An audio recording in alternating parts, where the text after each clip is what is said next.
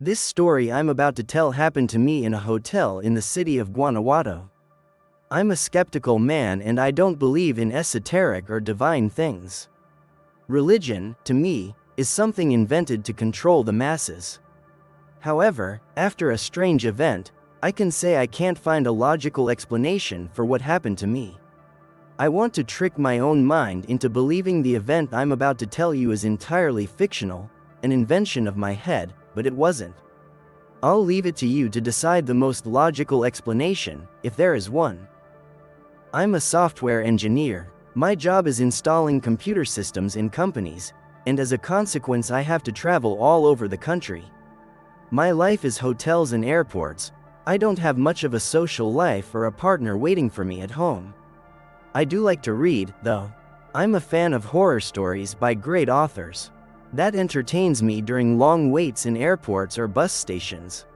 On one of my trips I went to Guanajuato. I usually stayed at a certain hotel in the city, but that time it was high season and hotels were full, so out of necessity I had to find one near the company where I would work. I found a cheap lodging. The building was quite old, but it gave the place a pleasant atmosphere. The hotel had all the services and what I needed to do my job. My routine was the same every day. Arrive early at the plant, return late to the hotel, have dinner and go out to stroll the cobbled streets of Guanajuato. I knew the city well enough, so I knew where to go. When I returned to the hotel, for some strange reason the receptionist told me they were changing my room because they were fumigating, and that they would move me to a room outside by the pool. I didn't dislike the idea. The room was actually bigger and I thought I'd have more privacy. At least that's what I thought, until I took my things out of the room and headed to the bungalow. When I arrived I couldn't help feeling disappointed by the sorry state of the place. It was even older than the hotel itself. There were several rooms together surrounded by a long corridor that led to a small pool. My displeasure grew when I opened the bedroom door. Everything looked old and faded. I felt like I was in an old movie. As I entered, a strong smell of disinfectant mixed with something unpleasant flooded me. The atmosphere felt suffocating and cold. I could even feel dust sticking to my nostrils when I breathed.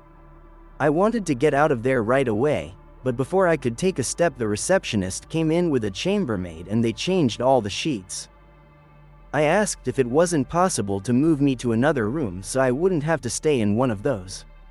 She said it wasn't possible, that the rooms had been closed for the whole night until they finished fumigating. It made sense. The place was very old and must have had thousands of pests. I wanted to leave the hotel and try another, but it was late and it would be risky to be out on the street.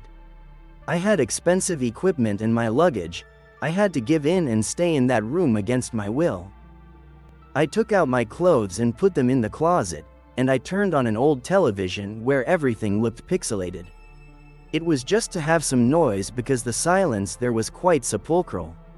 I took a shower and brought out a pillow I used to sleep better. I usually kept my slippers and a glass of water on the nightstand. I was brushing my teeth when the toothpaste cap fell and rolled under the bed. As I bent down to pick it up, something caught my attention. There were some objects in the middle of the floor. They were a pair of old shearing knives with wooden handles. The blades were triangular and those objects were rusty. The handle was a large chunk of wood mounted on the rusty tang of the knives. They were arranged in the shape of a cross, and the first thing that came to mind was to complain about the poor cleaning of the place, but it was late, so I'd leave the complaints for the next day. I left the knives on the dresser and turned off the lamp. I locked the door with the deadbolts and turned off the lights and the TV. Darkness enveloped me. Reluctantly I settled on the bed, which seemed quite hard, and tried to sleep. It was late and my eyes grew heavy. I don't know when, in the middle of the night, I had an unusual dream. Something I had never felt before. Something heavy pressed on my chest and I felt my body sinking slowly into the mattress. I tried to wake up, but something even stranger happened. I saw everything dark. My eyes, used to the blackness, saw shadows on the ceiling and walls, and some flashes of light coming through the curtains, but I couldn't move a single muscle. That caused fear and desperation because I wanted to move and scream, but I couldn't. And then something strange happened. I swear it was real what I saw in that instant. At the foot of the bed, a strange black figure began to rise. It was something that did not reflect light, something that started to stand in front of the bed and grew until it reached the ceiling. That thing looked at me. It was a humanoid figure, which I later understood was covered with some kind of mantle and over its head a large hood. I tried in vain to escape, but my body would not move an inch. The heaviness of my limbs drove me to desperation and terror overtook me completely. The figure in front of me began to move to position itself over me. My heart felt like it would burst out of my chest and I clenched my teeth to make an effort and move when that thing came atop me. I could see past that hood. There was more darkness, a sense of emptiness and cold that I can't explain. It was fear, anguish, terror, mixed with anger and a feeling of hatred. That's what I felt when I looked into that hollow where a face should have been. I shut my eyes and waited for the worst. Suddenly something happened. I felt like I was falling from a great height and my strength returned. I opened my eyes and noticed something strange on me. I breathed deeply and felt that something was on my chest. I didn't want to move because I thought maybe it was still there, so I slowly extended my hand to turn on the light and see what I felt. When the room lit up and I saw what was on my chest, fear flooded me again. The shearing knives were placed on my chest, pointing at my neck. The tips of those blades were just a few centimeters from me. How did they get to me? I wondered. I stood up immediately and removed those things. I checked the doors and windows. Everything was closed.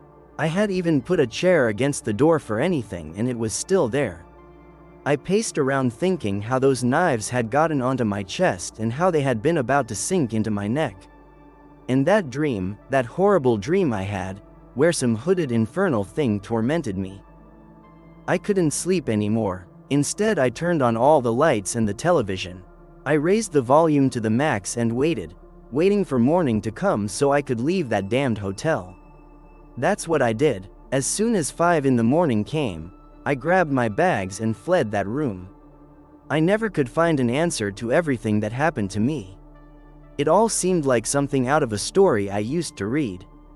Was it death? Some ghost? I don't know for sure and maybe I never will.